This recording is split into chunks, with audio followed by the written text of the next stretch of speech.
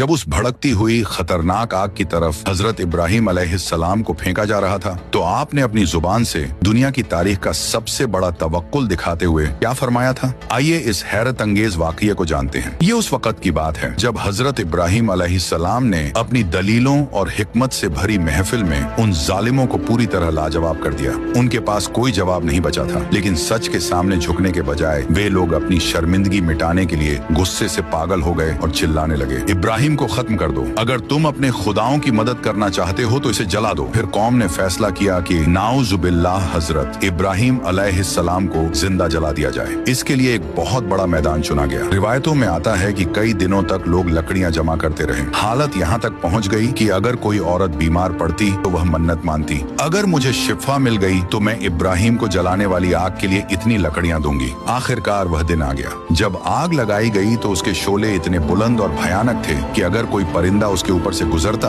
तो गर्मी की शिद्दत से जलकर गिर पड़ता। अब मुश्किल यह थी कि इतनी भयंकर आग के करीब जाकर इब्राहिम अलैहिस्सलाम को कौन फेंके। तब मरदूद शैतान ने उन्हें एक तरीका बताया, मंजनिक बनाने का। उन्होंने हजरत इब्राहिम अलैहिस्सलाम को रस्सियों से कसकर बांधा और मंजनिक में रख दिया ताकि उन्हें दूर से आग के अंदर फेंका जा सके। फिर वह पल आ गया, मंजनिक की रस्सी काट दी गई और हजरत इब्राहिम अलैहिस्सलाम हवा में उछाल दिए गए। आप उस भड़कती हुई आग की तरफ बढ़ रहे थे। जमीन पर कोई मददगार नहीं था। उसी वक्त आसमान से हजरत जिब्रील अलैहिस्सलाम तशरीफ लाए। उन्होंने पूछा, ए इब्राहिम, क्या आपको किसी मदद की जरूरत है? क्या मैं आपकी मदद करूं? हजरत इब्राहिम अलैहिस्सलाम ने उनकी तरफ देखा और फरमाया, तुमसे नहीं, तुमसे मुझे कोई मदद नहीं चाहिए। और फिर अपनी जुबान से तवक्कुल की वो मिसाल पेश की जो आज तक दुनिया के लिए एक सबक है। आपने फरमाया, हस्बुनल्लाहु व निअमल वकील, यानी मेरे लिए अल्लाह ही काफी है और वही सबसे बेहतरीन कारसाज है। अभी हजरत इब्राहिम अलैहिस्सलाम आग की लपटों तक पहुँचे भी नहीं थे कि अल्लाह की रहमत जोश में आ गई। अल्लाह ताला ने सीधे आग को हुक्म दिया, कुलना या नारुकूनी बर्दन व सलामन अला इब्राहिम।